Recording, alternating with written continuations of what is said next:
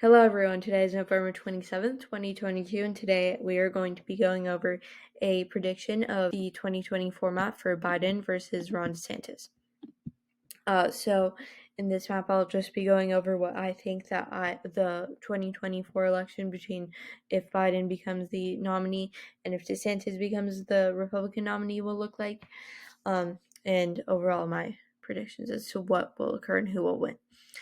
So just briefly going over some of the recent things that has happened in the Republican and Democratic parties.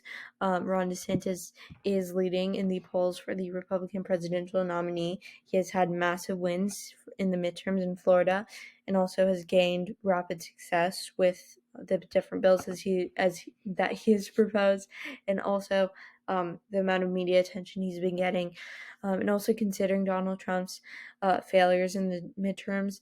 At least 30 of his hand-picked candidates lost their elections. And overall, a lot of Republican leaders have been saying that they need to stray away or start to stray away from, and they being the GOP in general, start straying away from Donald Trump and his idea if they want to start winning elections. And so they need a new face for the Republican Party. And from what polls are saying, Ron DeSantis is going to be just that for them. And so it's very likely that Ron DeSantis is going to be running. He hasn't officially announced his bid for 2024 yet, but he did speak at the Republican Jewish Coalition, I believe it's called, in Nevada last week. As many other candidates did as well. Trump was not there, but nevertheless, he was there. He's taking all the steps in the right direction that one would assume for him to take if he was running for 2024, which again, I think he is. I'm pretty sure it's safe to assume that he is. But nevertheless, Biden versus DeSantis. So first, I'm just going to put in the safe states, the ones that, based on polling and based on a couple decades at least of voting, we know which way they're going to sway and which way they're going to vote. I think that for the most part is expected and not surprising at all if they vote a certain way. Actually, let me put this. That's going to be surprising to you all. Just going through here. Oh, I think that's it. Okay. Oh, wait. Yes. Okay. Now that's it. So now that I have all the safe states secured, and again, those are just based off of the presidential maps from the last couple decades. We already know that these states are safe blue and safe red in the way they've been voting, so not much surprise there. We can pretty much guarantee this much for both candidates, and right now at this point, Biden is leading 164 to 115. Okay, so now instead of going based on likeliness, I'm going to go left to right because I think that's a bit easier. But starting with Nevada, I think that Nevada is a tilt blue state. Nevada is really interesting in that it, in recent years, has become very much of a swing state, but I'm not sure how it's going to pan out in 2024. Now, if I could put it as like a straight up toss up, I would. But in the end, we do need to fill in every single state on this map. And so, Nevada, I think it just gets the tilt blue for me from. If I could go to the Nevada election results, first of all, Catherine Cortez Masto won against Adam Laxalt. And I think that's that race was very close, but still, a win is a win. And I think if it comes down to it with Biden versus DeSantis, Biden would win the state. The governorship, the Republican did win Joe Lombardo, but that was also because Joe Lombardo is even though he did win Trump's endorsement, he's much less of an extremist, or I would even call more of a moderate or Reagan Republican than other people like Adam Laxalt, for example. Joe Lombardo, for example, said that he would protect a 15-week, I believe it is, abortion, uh, while allowing women to have at least abortions in the first 15 weeks, and not supporting a nationwide ban or a full-on ban without any exceptions. And so that does differentiate him with other Republicans and other opponents and everything. And also another thing about him is that he doesn't go along with the big lie idea that Trump and his followers believe. And so again, he's more of a more of a moderate. I apologize, and so it makes more sense for him to win than if it was an extremist winning. And then what I really think is important is the state senates and state houses, and just looking at the numbers alone doesn't help that much, but really looking at the how it's divided. It does have the state senate in Nevada does have a slight Democratic turn, and the state assembly more so. And so I think that also says a lot. And so that's why Nevada gets a tilt blue for me. But it's very much a swing state in 2024 at this point. If I were looking at the elections with the knowledge that I have now only, I would very much be watching Nevada. Next is Arizona. I think Arizona is a leans blue, or actually no, it's tilt blue. It's very, Arizona is very interesting. Again, Arizona had 2 Democratic wins this midterm cycle, with both Mark Kelly and Katie Hobbs winning, again by very small margins. Katie Hobbs more so than Mark Kelly, and then both of them running against Trump endorsed alt-right Republicans, Blake Masters and Carrie Lake, who deny the 2020 election and other things that goes along with that group of people in particular. But the state legislators, what I think is really important. Again, the state Senate is slightly Republican, and then the state House as well. And so I think that says a lot. And so just based off the state House alone, and slightly considering the U.S. Senate and governorship, but I don't think that these 2 races should have that much of an impact, because these pretty moderate, not too progressive Democrats were running against very, very, very extremist Republicans. And so, again, it's very far from the McCain, Arizona that we saw. But nevertheless, I think that's a tilt blue. Again, a very much swing state. And then just looking at the 2020 map, and then 2016, Trump won in 2016, and Biden won in 2020. And I think Trump in 2016 resembles what DeSantis would be in 2024. At that point, Trump was a rising star, if you will. He wasn't considered as extremist as he is now by any means, and he was more so of a new figure that was going to bring change to the Republican Party, or be this new non-politician politician. And so I think that, not that DeSantis is that, but that he's emanating the same energy, and that he is very much a rising star. He has new ideas. He wants to change the Republican Party. The language that he's using in his speeches says that only I can do this. I'm the one to lead us to victory, if you will. And so I think that Trump 2016 is very similar to DeSantis 2024. So that's why I'm going to give Arizona tilt blue, and not necessarily a lean or likely blue, even though Biden won it in 2020. I think that was more so because Trump had been in the White House for 4 years. We had seen what he was doing. Arizona voters had seen what he was doing and weren't happy with it, versus in 2016, they hadn't seen any legislation from Trump. And they were just voting based on his persona. I think that DeSantis does a good job at being a leader and providing legislation and everything. And one more thing about Florida real quick, and then maybe I'll actually break the rule of left to right and then skip right to Florida. But DeSantis this year, when he ran and won his gubernatorial race, he also did very well. I started an exit polling with Hispanics and Latinos, and with Cubans in particular, he got around 60%. Same statistics with Puerto Ricans, which was I believe, like 20 or 30% jump since the last time he was running. And so he's making big leeway with Latino voters. And so Arizona as well has a very big Latino population. I do feel like Latino voters, just like any other racial group or group in general, aren't a monolith. So you can't count all of them as the same by any means. But if DeSantis was able to make that much progress with Latinos in Florida, who's to say he couldn't nationwide or appeal to more the southern western Latinos do the same. But still, I do think that it's more of a Biden state at this point, since I do need to pick one, red or blue. New Mexico, or I'll do Florida now. But Florida, I do think that is a likely red, or even safe red at this point. Even though based on polling, I would say that it's more so likely red, since their legislators and state legislators and everything do also have a decent representation of Democrats. It is DeSantis' home state. He's done a lot in the home state, and whether you like him or not, you do have to admit that he's done a lot in the time that he's been governor. He's accomplished a lot of things, again, whether you like it or not.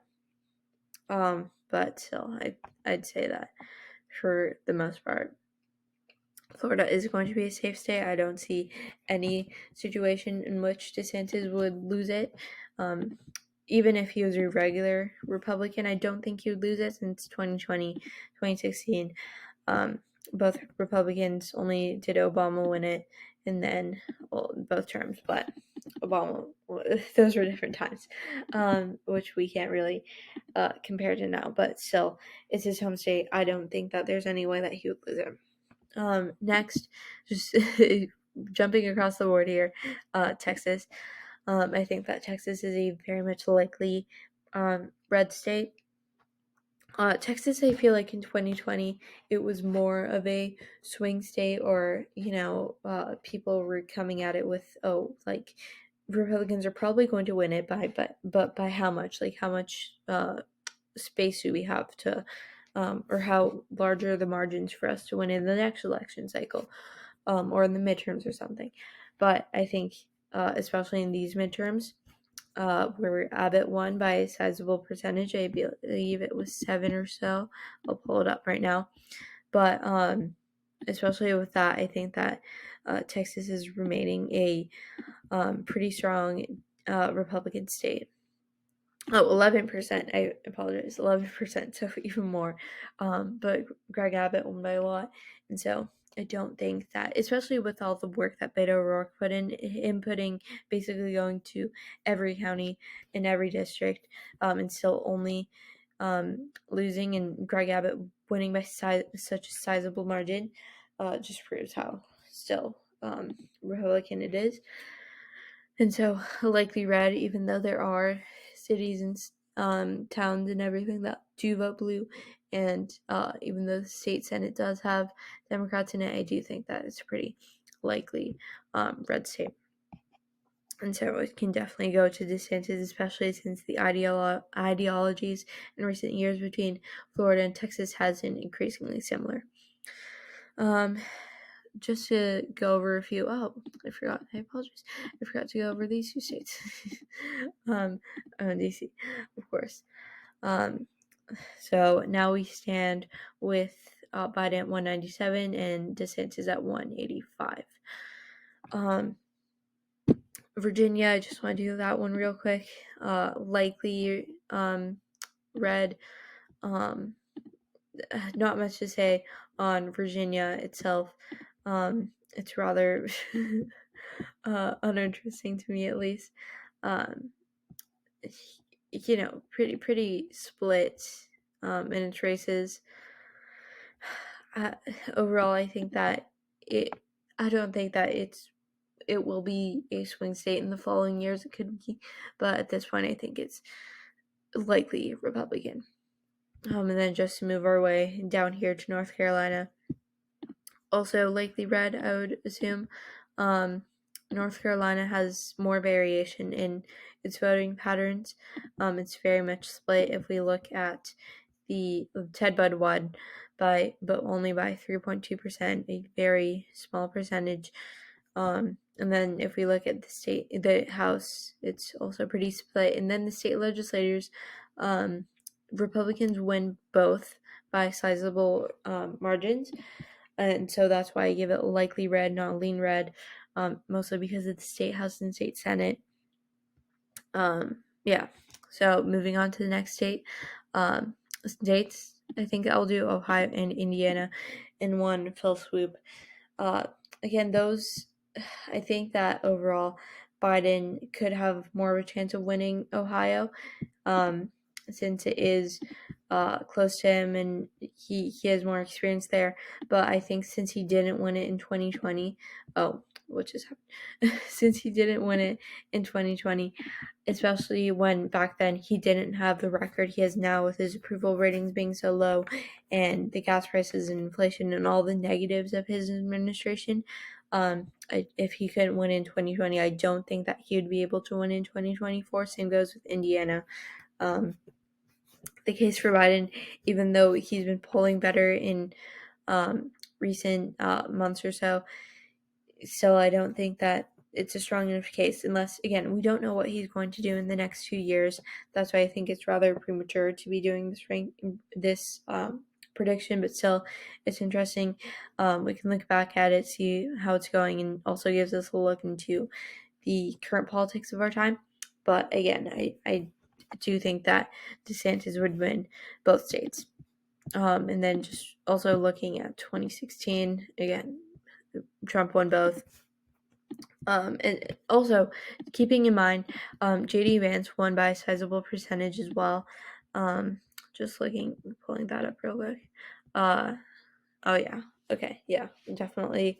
I think likely red would be appropriate in this situation. And now for the big three, the states that I think have been the most interesting recently, or one of them at least, Wisconsin. Wisconsin, I think, gets a tilt red. Wisconsin, for a lot of reasons, has been turning less of it from a swing state more into a slightly tilt red for me, just because of the recent election. Ron Johnson won. He's very much of an extremist in every way, shape, and form, versus Mandela Barnes. Mandela Barnes only lost by exactly 1% as we see here, but still, I think that it says a lot. Even though the governor is Democratic, I think that the state legislature also says a lot with how Republican it is. And the state Senate and the state Assembly, pretty strongly Republican. And then, there being discrepancies here. And then with it is split. But I think, again, if we look at the historical maps, Wisconsin was given to Trump in 2016, and again with Trump 2016 being similar to what I would imagine DeSantis 2024 to be like. It wouldn't be a surprise to me if Wisconsin went to DeSantis. And then even though Biden won it in 2020, I think, again, that was because of Trump's scored record at that point and people seeing what 4 years of Trump in office looked like versus this new face or new face, but this new person that could come in and change things. And I think it was more so a need of wanting change than of wanting Biden. And so I think that the same thing will go here with Wisconsin and a lot of these other states, is that they don't want DeSantis necessarily, but they also don't want to keep Biden for another 4, whether that be depending on his age or his policies or just political party in general. I think that Wisconsin is tilt blue. I think that Minnesota is a tilt, or I apologize, Wisconsin's tilt red. I think that Wisconsin or Minnesota is slightly blue, and then same goes with Michigan. Those two states have, I think Minnesota especially, has been slightly blue for a while now. Tim Walz winning again by about like 8%.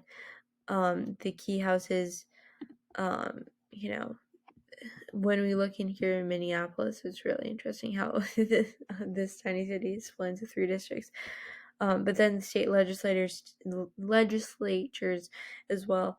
The state Senate is only slightly Democratic. It's basically split, but then the state House is much more of a lean Democrat, and then the other races are all Democratic. And so I think that, especially considering these midterms in specific, that Minnesota will go to Biden again. He also won it in 2020. and Clinton won in 2016. Considering Clinton's unpopularity, that could be compared to Biden's future unpopularity in 2024. And I think if Clinton was able to win it, then Biden will be able to win it. And then just going to Michigan real quick, while we're on this map. Biden won it in 2020. Hillary did not win it in 2016. But also when we just look at the state results for Michigan as well, those proved to be slightly more Democratic as well, though with the governorship much more in favor of Gretchen Whitmer. But again, Tudor Dixon was very much of an extremist. And then with everything else, these state races, or these state legislatures, the Senate and the House both being very, very slim Democratic majorities. But still, I think that it would be safe to assume that Michigan would be slightly Democratic. Nothing of its polling shows that it would be slightly Republican, and so that's where I'd put it. Let's just go with Kansas. What you guys were probably surprised of me not putting it as a safe red state, but rather as a likely Republican state. And I think this is more of me wanting Kansas to be more interesting or more 3D, if you will, rather than a 2D safe state like the East Coast and West Coast and the center of the United States, but rather being more interesting. I think that Kansas in particular, with having a Democratic governor, doesn't really fit the stereotype of a state in the middle of the United States, and also because of its presidential records having a Democratic governor. But that does happen a lot with governorships in particular, but also Kansas voters voting to uphold the principles of Roe v. Wade and the right for a woman to have an abortion. I think that was also pretty surprising in Kansas especially, and so I think that that's why it would get likely red. This is more for my own amusement for one of these middle states, one of the block states, to be likely red than actuality. I do think that it would go to DeSantis, but so now with only 6, I believe, states left on the map, we're at 222 and 258 with DeSantis leading.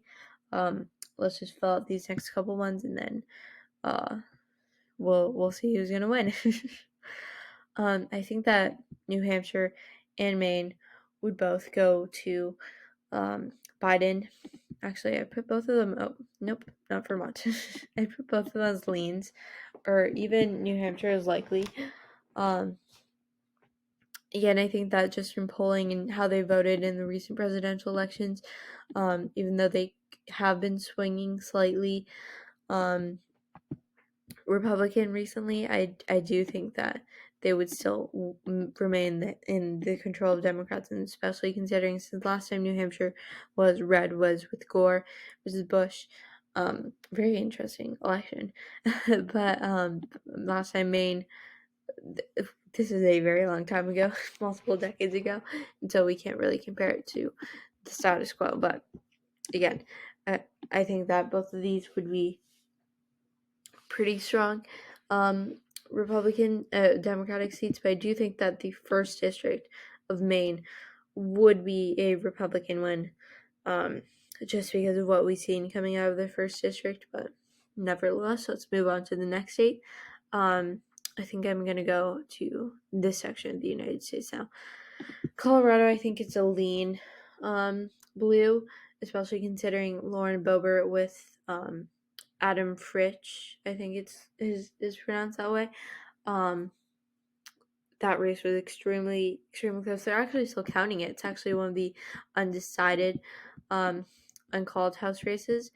I think it's 0.17, that's very close. It's actually Adam Fritsch conceded the election, but still the votes, there are more votes to be tallied, 95% in, over 95, but still only Lauren Boebert having a less than 500% vote lead.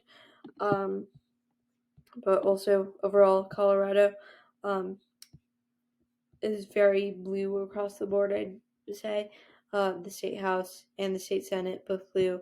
The governorship, the senate, all of it's blue, and so, and especially by sizable proportions too. Like 14% here isn't a joke, and then this is almost like 19% is it here. I don't think that Colorado will be turning blue. I mean red. I apologize. Or I'd even put it as likely. Probably, I think that Colorado is pretty safe blue state, and then New Mexico. I think New Mexico, it varies between leans and tilts blue for me, but I think it's going to be a tilt blue. Again, just because of the midterm results in general, and also its voting history.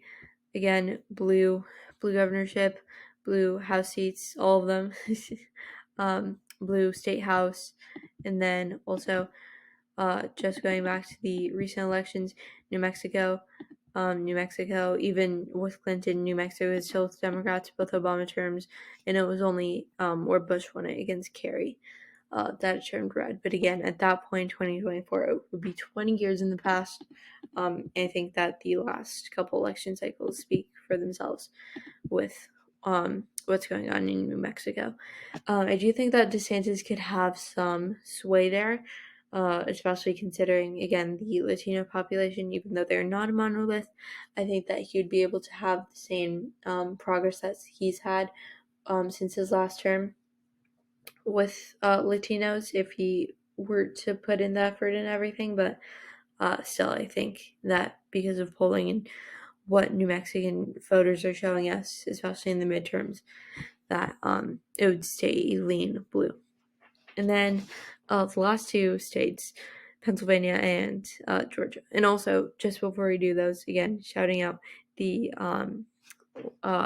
current scores, the current numbers. Biden with 244 and DeSantis is 258. I think that Pennsylvania is a lean blue, and I'll explain that in a second. And Georgia as a tilt blue. Finally leading Biden to victory with 279 versus 259. And just explaining these first with Pennsylvania, I think Pennsylvania seemed like much more of a swing state this election cycle, well, before the midterms and also in 2020. But now I don't think it's as much of a swing state, especially with what we saw with Fetterman and Shapiro, and also the three toss-up House seats in Pennsylvania, both those being districts 7, 8, and 17, which all were declared toss-ups, but all ended up going to Democrats. John Fetterman was a extremely strong candidate, and so it wasn't a surprise for him to win, but also still showing just the Democratic support and percentage of people in Pennsylvania who are Democrats, and also Shapiro. It can't be a coincidence that Democrats are winning all these races in Pennsylvania. It does show a change in Pennsylvania that we haven't seen in a while. Again, just going to the more historical perspective. In 2016 Trump won it, but in 2020, and I think that Trump winning in 2016, Obama did win in both terms, and so again, this is more a change in the what they wanted in the establishment. But then in 2020 and now in 2022 at the midterms only reaffirmed the blueness of Pennsylvania, for lack of a better word. But then before that, still blue, Pennsylvania. So I think that Pennsylvania is a pretty strong blue at this point. I wouldn't declare it. I still would say that it's a toss-up, but I wouldn't be looking at it as closely in the next election cycle as Nevada or Arizona, for example. And then last but not least, Georgia. At this time, again, it's November 27th, if I didn't already say that. But the runoff in Georgia has not happened yet. That's December 6th. And so we do not know who's going to win. Recent polls have been showing that Warnock is pulling ahead. And so I wouldn't be surprised if he won. But overall, I think that Georgia is it's a very divided state. Kemp won against Stacey Abrams, but that could also be because of Stacey Abrams' unpopularity and also Kemp's election lack of election denial, for lack of a better term. But him also being less extremist than other Republicans, for example, Herschel Walker. And I think that's also part of the reason that Warnock will likely win. But Georgia is very surprising. I thought it was more blue in 2020 than it seems like it was in 2022. But just to briefly go over the election results in Georgia, to also look at the state house again. We don't know who's going to win the Senate. Kemp won the governorship. Then looking at the state house and state Senate, Republicans have control both, a sizable majority in both, and everything Republican in the state legislature. So honestly, would it be a tilt blue or tilt red? That I think that really falls in the hands of Georgia. I think that Georgia is probably the one I'm least sure of out of all the other tilt states, and so this would really determine who would win, whether it would be DeSantis or Biden. But still, it's I think that honestly I could put as a toss up, because one thing the state legislators are showing, as all of them being Republican, pretty strong Republican, and also Kemp. So actually, I think that I'm going to change what I said earlier, and I think that based on the state legislatures, sorry, I keep on saying that mistakenly,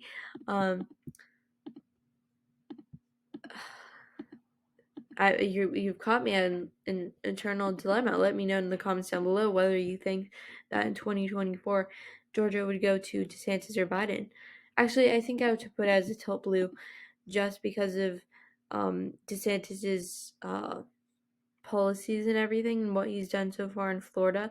I think that Biden would be more of an appealing figure to the Georgian voters. Also, the black population in Georgia, I don't think would relate as much or